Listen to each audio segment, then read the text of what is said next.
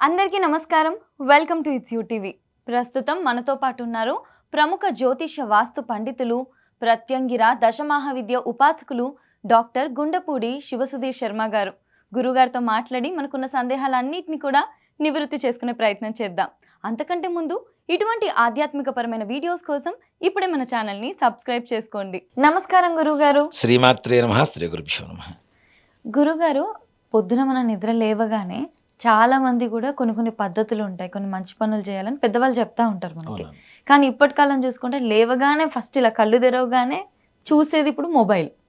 అసలు నిద్ర లేవగానే చాలా డే అంతా కూడా మనకి సానుకూలంగా జరగాలి అంటే చేయవలసినటువంటి 3 మంచి పనులు ఏంటి గురుగారు? ముఖ్యంగా నాన్న తెల్లవారుజామున నిద్ర లేవటం ఇది తప్పనిసరి. అంతకుముందు కూడా చెప్పాను నేను.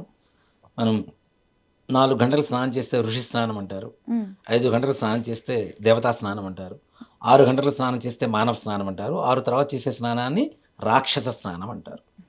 కాబట్టి మనం ప్రొద్దునే నిద్ర లేవడం అనేటువంటిది చాలా విశేషమైనటువంటిది. మానసికంగా శారీరకంగా 2 చాలా దృఢంగా తయారు చేస్తుంది మనల్ని. అందుకని మనకి పూర్వంలో ఏం చెప్పేవాళ్ళంటే రాత్రిపూట తిన్న అన్నం ప్రొద్దున్నే చదువుకునే చదువు 2 వంట పడతాయి అని చెప్పేవాళ్ళు. దీనికి రాత్రిపూట భోజనం చేస్తాం, పెద్దగా పని చేయం, కాస్త వాకింగ్ చేసి వస్తాం, పడుకుంటాం. అంటే ఒంటికి బాగా బలాన్ని ఇస్తూ ఉంటుంది. అలాగే ప్రొద్దున చదువుకునే చదువు మెంటల్గా అంటే మైండ్లో ఏ రకమైనటువంటి ఆలోచనలు ఉండవు నాన్న. పీస్ఫుల్గా ప్రశాంతంగా ఉంటుంది. అందుకనే దాని బ్రాహ్మీ ముహూర్తం అంటాం, తెల్లవారుజామునేటువంటి దాన్ని. బ్రహ్మజ్ఞానాన్ని ఎలాంటి జ్ఞానాన్నైనా సంపాదించడానికి చాలా అనుకూలంగా ఉండేటువంటి సమయంగా మనం ఆ సమయాన్ని చెప్పుకుంటాం. తెల్లవారుజామున చేసేటువంటి పనులు కావచ్చు, తెల్లవారుజామున చదువుకునేటువంటి చదువు కావచ్చు, పూజలు కావచ్చు, ఏవైనా సరే తప్పనిసరిగా మంచి సత్ఫలితాన్ని ఇస్తాయని చెప్పడంలో ఏమాత్రం సందేహం లేదు. అందుకని తెల్లవారుజామున లేవటం. లేచిన తర్వాత ముఖ్యంగా ఇప్పుడు ఆడవాళ్ళు చేస్తున్నటువంటి పనులు చెప్తానన్నా. ఇంట్లో ఏం చేస్తారు? ఇంట్లో ఆడవాళ్ళందరూ లేవగానే బ్రష్ చేసుకోవడం, అది కొంతమంది అది కూడా చేసుకోరు. పొద్దున్న లేవటం 6:30, 7 లేస్తారు. ఒక్కొక్కళ్ళు 8 లేచేవాళ్ళు కూడా ఉన్నారు, మహాతల్లులు. లేస్తారు, అదే నైటీ మీద వస్తారు, స్టవ్ వెలిగిస్తారు, కాఫీ పెట్టుకుంటారు లేదా టీ పెట్టుకుంటారు, తాగుతారు. ముందు సోఫాలో కూర్చొని కాసేపు టీ తాగి న్యూస్ పేపర్ తిరగేసి ఆ తర్వాత ఇల్లు మొత్తం చిమ్ముకొని, తర్వాత బట్టలు ఉతుక్కొని, పిల్లల క్యారేజీలు, ఇంట్లో హస్బెండ్కి క్యారేజీలు మొత్తం సర్దుకున్న వంట చేసేస్తారు. సర్దుకున్న తర్వాత ఆ తర్వాత స్నానం చేసి దేవుడి దగ్గరికి వెళ్తారు వీళ్ళు. దీన్ని రివర్స్ చేసి చూడండి ఒకసారి. దీన్ని రివర్స్ చేయండి. పొద్దున్న లేవగానే స్నానం చేయకుండా స్టవ్ ముట్టుకోకూడదు. ఇది శాస్త్రం. శాస్త్రం అంతే. ఏది కూడాను రాత్రిపూటనే. అందుకని మనం ఏం చేస్తాం, ఇంట్లో రాత్రిపూట తిన్న కంచాలు, ప్లేట్లు కావచ్చు, గిన్నెలు కావచ్చు, రాత్రిపూట క్లీన్ చేసుకోమని చెప్తారు. అవునవును, వెంటనే చేసేసుకో. లేకపోతే నెగిటివ్ ఎనర్జీ వస్తుంది. నెగిటివ్ ఎనర్జీ మీన్ క్రిములు. ఇప్పుడు తిన మొత్తం మనం షింకులు పడేస్తే మొత్తం ఈగలు, దోమలు అన్నీ వస్తాయా రావా? వచ్చిన ఊరికి పోతాయా? తర్వాత వండిన వాటి మీద కూడా వాళ్తాయి కావే, రోగాలు వస్తాయా రావా మనకి? అవునా? ఇప్పుడు వస్తున్నటువంటి ఈ జ్వరాలు ఇవన్నీ కూడా అంటు రోగాలు ఎక్కడి నుంచి వస్తున్నాయి మనకి? గట్టిగా పక్కవాడి గాలి పీలిస్తేనే మనం ప్రాణం పోయేంత పరిస్థితి మనం కరోనాలో వచ్చేసాం. పక్కవాడు పిలిచిన గాలి పీలిస్తే గట్టిగా మనం ప్రాణం పోయే పరిస్థితికి వచ్చాం. అలాంటి పరిస్థితి రాకుండా ఉండాలంటే కనీసం ఇంట్లో ఇలాంటివి చేస్తూ ఉంటే ఏ రకమైనటువంటి దుష్ప్రభావాలు ఉండవు మనకి. కాబట్టి ముందు రోజు రాత్రిపూట ఇల్లంతా శుభ్రపరచుకోవడం చక్కగా. అలాగే ఇంట్లో ఉండేటువంటి అంట్లు అంటాం కదా, అంట్లు తోముకోవడం, క్లీన్ చేసుకోవడం పెట్టుకోవాలి. మరుసటి రోజు పొద్దున్నే లేవగానే ఇల్లు చిమ్మొద్దు, మొట్టమొదటిగా స్నానం చేయాలి. ఆడవాళ్ళు చేయాల్సిన పని స్నానం చేసి చక్కగా అప్పుడు ఇల్లు చిమ్మమని చెప్పండి. మనం పనులు చేసుకున్న తర్వాత మన బాడీ ఫ్రెష్నెస్ కోసం చేసేది స్నానం కాదు. ఇంట్లో ప్రతి మూలన ప్రతి చోట లక్ష్మీ యోగ్యదాయకమైనటువంటి స్థానం అని చెప్పుకుంటున్నప్పుడు మనం స్నానం చేయకుండా వాటిని ఎట్లా ముట్టుకుంటాం? అంటే ఫిజికల్గా కనపడితేనే చేస్తామా మనం దేవుణ్ణి? సర్వాంతర్యామని చెప్తున్నాం కదా, భగవంతుడు అన్ని చోట్ల ఉన్నాడని చెప్తున్నాం. అందుగలడు ఇందులేని సందేహం వలదు అన్ని చోట్ల ఉన్నాడని అనుకుంటున్నాం. అలాంటప్పుడు మనం స్నానం చేయకుండా మిగిలిన ఎట్లా ముట్టుకుంటాం? మనం దేవుడికి సంబంధించింది మాత్రమే నేను ముట్టుకోవటం లేదండి అంటే అది కరెక్ట్ కాదు కదా. ప్రతి దాంట్లో పట్టుకునే చీపురులో కూడా లక్ష్మీనే ఉంటుంది. అందుకనే చూడండి, శుక్రవారం చీపుర్లు పాతవి బయటపడేయం, కొత్తవి తీసుకురాము. మంగళవారం కూడా కొత్త చీపుర్లు కొనుక్కురాము. మరి దేనికి దానికి అర్థం ఏంటి? అలాగే నూతన గృహప్రవేశం చేసేటప్పుడు కూడా పాత చీపురు తీసుకుని వెళ్తాం మనం. ఓకే. ఓకే. లక్ష్మీదేవతని మరి తీసుకెళ్తారు. లక్ష్మీదేవే కదా, మరి లక్ష్మీదేవిని స్నానం చేయకుండా ఎట్లా పట్టుకుంటాం మనం? అసలు లేవగానే ముందు చేయాల్సింది స్నానం. మొట్టమొదటిగా స్నానం చేయాలి. దంతధావనం కాలకృత్యాలు నెరవేర్చుకొని చక్కగా స్నానం చేయడం అనేటువంటిది మొట్టమొదటిగా చేయవలసినటువంటి పని. ఆ తర్వాతనే ఇల్లు చిమ్మటం, ఆ తర్వాతనే కాఫీలు పెట్టుకోవడమా, టీలు పెట్టుకోవడమా, మీరు ఇంట్లో చేసుకోవాల్సిన పనులు చేసుకోవాలి. అంతేగాని దీనికి అంతా రివర్స్లో చేస్తున్నాం కదా. చివరిలో 10:10 స్నానాలు చేస్తున్నారు. అప్పుడు దేవుడి దగ్గరికి వెళ్తున్నారు. చక్కగా స్నానం చేసి ఇల్లు జిమ్మేసుకొని దేవుడి దగ్గర దీపారాధన చేసుకొని కాఫీ పెట్టుకోండి, ఇంట్లో వంట చేసుకోండి. వాళ్ళకి ఆరోగ్యదాయకంగా ఉంటుంది. రాత్రిపూట పడుకున్నప్పుడు మనకి మంచం అనేది ఏదైతే ఉంటుందో నాన్న, మనం పడుకునే కాట్, అది భోగానికి సంబంధించింది కేవలం. ఆ మంచం మీద పడుకున్నప్పుడు, రాత్రిపూట పడుకున్నప్పుడు కూడాను భార్యాభర్తలు కలిసి ఉన్నప్పుడు తప్పనిసరిగా కొన్ని రకాలైనటువంటి క్రిములు జనితం అవుతూ ఉంటాయి. అలాంటివంటివి కూడా ఒంటి మీద పట్టుకొని ఉంటాయి. అలా ఒంటి మీద పట్టుకున్నటువంటి అదే డ్రెస్ మీద మనం ఏమీ స్నానం చేయకుండా పోయి డైరెక్ట్ స్టవ్ వెలిగించుకొని టీ పెట్టుకొని తాగుతూ ఉంటే ఈ క్రిములు కూడా దాంట్లోకి వెళ్ళిపోతే తద్వారా కూడా అనారోగ్యమే. అవే పాలు పిల్లలకి ఇస్తున్నాం, వాళ్ళకి హెల్త్ ప్రాబ్లమే. ఇప్పుడు పెద్దవాళ్ళంటే కొద్ది గొప్ప తట్టుకునేటువంటి శక్తి ఉంటుంది, చిన్నపిల్లలకి ఆ శక్తి ఎక్కడ ఉంటుంది? అవునా? ఇక్కడ నేను అంటే పచ్చిగా చెప్తున్నాను కాదు, నిజంగా చెప్పాలి అంటే పిల్లలు పుట్టిన తర్వాత 6 నెలల పాటు భార్యాభర్తలు దూరంగా ఉంటారు. దేనికంటే ఈ రకమైనటువంటి క్రిముల ద్వారా పిల్లలకి ఇన్ఫెక్షన్స్ పెరుగుతాయి, వాళ్ళు చికాకు పడిపోతుంటారు. అందుకని 6 నెలల పాటు భార్యాభర్తను కూడా దూరంగా పెడతారు. ఇది ఒక సైంటిఫిక్ రీజన్. ఇది మన వాళ్ళు ఏం చెప్తారు అంటే ఏదో సంప్రదాయం ఆచారం చెప్తున్నారు, కానీ ఆచారం కాదు, సైన్స్. పిల్లల ఆరోగ్య పరిస్థితిని దృష్టిలో పెట్టుకున్నటువంటి చెప్పినటువంటి మాటలు. కాబట్టి స్నానం చేయటం, ఇల్లు చిమ్ముకోవడం, కాఫీ టిఫిన్, దేవుడు పూజలు ఇవన్నీ చేసుకోవడం అనేటువంటిది, స్నానం చేసిన తర్వాతనే మొట్టమొదటిగా మిగిలిన పనులు చేసుకోవడం అనేటువంటిది ఆడవాళ్ళు చేయవలసినటువంటి ముఖ్యమైన పనులు. ఏనన్నా? దాంతోపాటు మగవాళ్ళు ఏం చేయాలి? మగవాళ్ళైనా సరే ఆడవాళ్ళైనా సరే మంచం మీద పడుకొని లేచినప్పుడు, లేచిన తర్వాత స్నానం చేయకుండా ఏ రకమైనటువంటి వస్తువులు ముట్టరాదు, ఏ రకమైనటువంటి వస్తువులు ముట్టుకోకూడదు. ప్రతి దాంట్లో భగవంతుడు ఉన్నాడు, ధనం ఉంది, లక్ష్మీదేవి ఉందని మనం ఒప్పుకుంటున్నప్పుడు ఏదైనా వస్తువు కింద పడంగానే తీసుకుని కళ్ళగద్దుకుంటాంగా. అవునా? అంటే దాంట్లో లక్ష్మి ఉన్నట్టే కదా. మరి చీపుని కాళ్ళతో తొక్కకూడదు అని చెప్తే ప్రతి ఒక్కరు అంటున్నారు. ఎందుకు తొక్కకూడదు?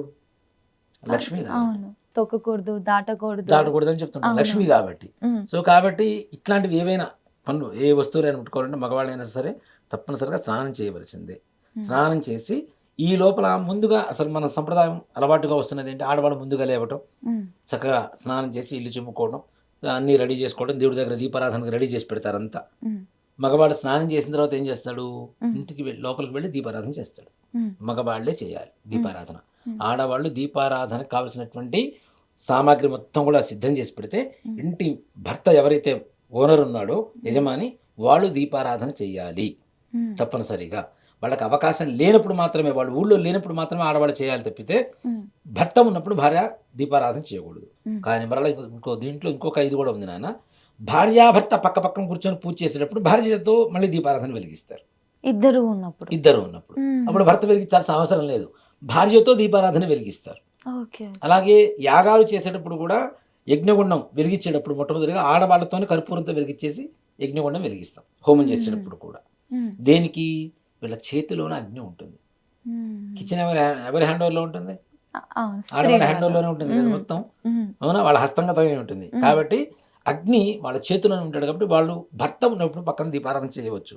అలాగే నాన్న ఒక్కటి గమనించండి, భర్త అంటే ఇంటి యజమాని బయటికి వెళ్ళిన తర్వాత దీపారాధన చేయడం అనేటువంటిది వాళ్ళ మృత్యువుని మనం కోరుకోవటమే లెక్క. అమ్మో, అంటే ఇంట్లో ఉన్నప్పుడు వాళ్ళు బయలుదేరక ముందే చేయాలి. అంటే అందుకని యజమాని చేయాలని చెప్తున్నాం. చేసి వాళ్ళే వెళ్ళిపోతారు. ఇల్లు క్లీన్ చేయటం, చిమ్మటం కూడా ఇంటి యజమాని బయటికి వెళ్ళిపోయిన తర్వాత, పని మీద బయటికి వెళ్ళిపోయిన తర్వాత ఇంటిని చిమ్మకూడదు. ఇల్లు చిమ్మటం కావచ్చు, దీపారాధన చేయటం కావచ్చు, ఇంటి యజమాని బయటికి వెళ్ళిన తర్వాత తలస్నానం చేయటం కావచ్చు. ఈ 3 కూడా వాళ్ళ మృత్యువుని మనం కోరుకుంటున్నట్టే లెక్క ఆడవాళ్ళు. దేనికి అంటే శవాన్ని బయటికి తీసుకువెళ్ళిన తర్వాత దీపం పెడతారు ఇంట్లో ఒకటి. ఆ దీపాన్ని చూసి కర్త, ఎవరైతే కొడుకు ఉంటాడో, క్రమ చేసే కొడుకు, ఆ దీపాన్ని చూసి దండం పెట్టుకొని లోపలికి వస్తాడు. అంటే మనిషి బయటికి వెళ్ళిపోయిన తర్వాత దీపం పెడుతున్నాము అంటే వాడు శవంతో సమానం అని కదా, అవునా? అలాగే శవాన్ని బయటికి తీసుకున్న తర్వాత ఇల్లు మొత్తం కడుగుతాం, చిమ్ముతాం.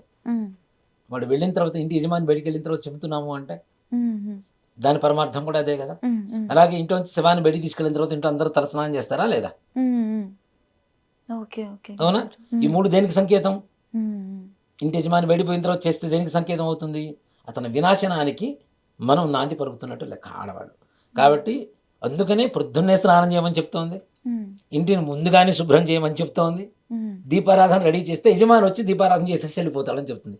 ఈ మూడు ఇక్కడ జరిగినప్పుడు అసలు తను బయటికి వెళ్ళిన తర్వాత చేయాల్సినటువంటి పరిస్థితి ఎక్కడ ఏర్పట్టలేదు కదా. అవునా? ఈ మూడు కూడాను మన శాస్త్రం తప్పనిసరిగా నమ్మాలి.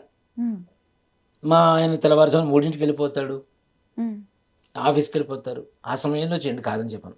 అంటే ఎవరు ఇప్పుడున్న రోజుల్లో నైట్ డ్యూటీలని డ్యూటీలు మొత్తం మారిపోతున్నాయి కాబట్టి ఇప్పుడు తెల్లవారుజామున 3ంటికి వెళ్ళిపోవచ్చు, 2ంటికి వెళ్ళిపోతుంటారు ఆఫీసులకి, క్యాబులు వస్తుంటే వెళ్ళిపోతుంటారు. అలాంటి సమయాల్లో తప్పనిసరి పరిస్థితుల్లో తప్పదు. కానీ అసలైతే ఇంట్లో ఉండేటువంటి యజమాని ఇంట్లో ఉండగా మాత్రం భార్య ఎప్పుడు దీపారాధన చేయకూడదు, భర్తే చేయాలి. అతను వెళ్ళిన తర్వాత అసలు దీపారాధన చేయకూడదు, దాంట్లో ఏమాత్రం కూడా సందేహం లేదు. గురుగారు, ఒకప్పుడు మనము పెద్దవాళ్ళు లేవగానే చూసినట్లయితే వాళ్ళ పద్ధతులు భూమికి నమస్కారం చేస్తారు. అవునా? ఎందుకు ఇలా చేస్తారు అసలు? ఇక్కడ ప్రతిదానికి కొన్ని కొన్ని శ్లోకాలతో మనకి చెప్తూ ఉన్నారు నాన్న.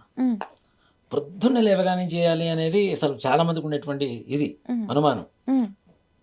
లేవగానే కాళ్ళు కూడా కింద పెట్టకముందే ఒక శ్లోకం ఉంటుంది. కాళ్ళు కింద పెట్టకముందే భూదేవిని మనం పర్మిషన్ అడగటం, ఏంటి గురుగారు క్షమించమని చెప్తానన్న. క్షమించమని ముందుగా మనం ప్రార్థించడం భూమాతని. దానికంటే ముందు ఇప్పుడు నిద్ర లేస్తూ ఉంటాం, సామాన్యంగా చాలా మంది కూడా రకరకాల ఫోటోలు అవి చూస్తుంటారు. వీటన్నిటికంటే కూడా మన చేతిలోనే లక్ష్మి, గౌరీ, సరస్వతి ముగ్గురు ఉంటారు, మన చేతిలోనే ఉంటారు. అందుకని పొద్దున్న లేవగానే ఏం చేస్తారు, ఇట్లా ఇట్లా అని కళ్ళు చూసుకొని ఇట్లా దండం పెట్టుకుంటారు చాలామంది.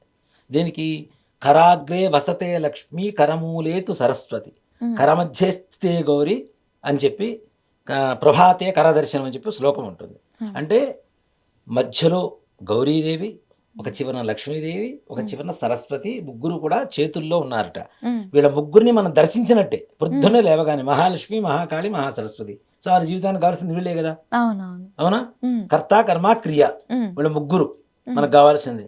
వీళ్ళ ముగ్గురు మనకి అనుగ్రహిస్తే ప్రపంచంలో లేదంటే ఏముండదు. కాబట్టి ముందు చేతులు చూసుకొని నమస్కారం చేసుకొని లేవడం అనేటువంటిది ఒకటి. అలాగే మనకి భూమి మీద కాళ్ళు పెట్టడానికి ఒక భూమాతకి మన వల్ల బాధ కలుగుతూ ఉంటుంది. అవునా? భూమాతకి బాధ కలుగుతూ ఉంటుంది. ఆ భూమాతకి బాధ కలగకుండా, అంటే నా వల్ల నీకు బాధ కలుగుతుంది, నా స్పర్శ వల్ల, నా పాద స్పర్శ వల్ల నా భారం అంతా కూడా నీ మీదే వేస్తున్నానమ్మా, దయచేసి నన్ను క్షమించు అని చెప్పడానికి ఒక శ్లోకం ఉంటుంది. ఈ శ్లోకాన్ని చదువుకొని భూమాతకి నమస్కారం చేసుకుని మనస్ఫూర్తిగా, అప్పుడు మన కుడి పాదం ముందు పెట్టి తర్వాత ఎడం పాదం కింద పెట్టాలి. ఇలా పెట్టడం ద్వారా అంటే మనం భూమి మీద పుట్టినందుకు భూమాతకి ఎప్పుడూ భారమే. భూమిని ఇంకాస్త మనం ఎక్కువగా గుంతలు తవ్వుతూ వాతావరణాన్ని కాలుష్యం చేస్తూ ప్లాస్టిక్ వ్యర్థ పదార్థాలు ఇవన్నీ కూడా ఎక్కువగా మనం ఇచ్చేస్తూ భూమాతకి, ఆకాశానికి రెండిటికి ఎక్కువగా మనం ప్రమాదాన్ని సృష్టిస్తున్నామనే చెప్పుకోవాలి. అవునా? మన చుట్టూ ఉండేటువంటి వాతావరణం మొత్తం మన చేతులారా నాశనం చేస్తున్నాం. చెట్లను కొట్టేస్తున్నాం, ప్లాస్టిక్ ఎక్కువ వాడేస్తున్నాం, భూమిలో పడేస్తున్నాం. అది కరగదు, ఎన్ని సంవత్సరాలైనా అట్లా ఉండిపోతుంది. తద్వారా పంటలు పండటం ఆగిపోతుంది, సారవంతమైనటువంటి భూమి లేకుండా పోతుంది, నీళ్లు లేకుండా పోతున్నాయి, ఆకాశంలో వర్షం పడేటువంటి పరిస్థితి లేకుండా చేస్తున్నాం. ఇలాంటి పరిస్థితుల్లో మనం మన పాదస్పర్శ వల్ల అమ్మవారికి కలిగేటువంటి బాధ కావచ్చు, లేదా చేస్తున్నటువంటి తప్పులకి క్షమత్వం అంటే క్షమాపణ కోరుకోవడం కావచ్చు. ఈ శ్లోకం ద్వారా ప్రతి నిత్యం ప్రతి ఒక్కళ్ళు, ఆడవాళ్ళైనా మగవాళ్ళైనా చిన్నపిల్లలైనా, అది చిన్నపిల్లల దగ్గర నుంచి అలవాటు చేస్తే తొందరగా బాగుంటుంది. పెద్ద అయిన తర్వాత కూడా వాళ్ళ పిల్లలకి వాళ్ళు కూడా చెప్పి చేయించడానికి మంచి అవకాశం ఉండేటువంటి విధానం. పొద్దున్నే శ్లోకం కూడా నాన్న మనకి సముద్ర వసనే దేవి, దీంట్లో అర్థం కూడా చూడండి. సముద్ర వసనే దేవి సముద్రాలన్నింటిలో కూడా తన గర్భంలో దాచుకుంది. పర్వత స్థన మండలే, ఆవిడ వక్షస్థలం ఎలా దేంతో పోల్చారు అంటే పర్వతాలతో పోల్చారు. పర్వతం మొత్తం ఆమె మీదనే ఉంది కదా. అవునా?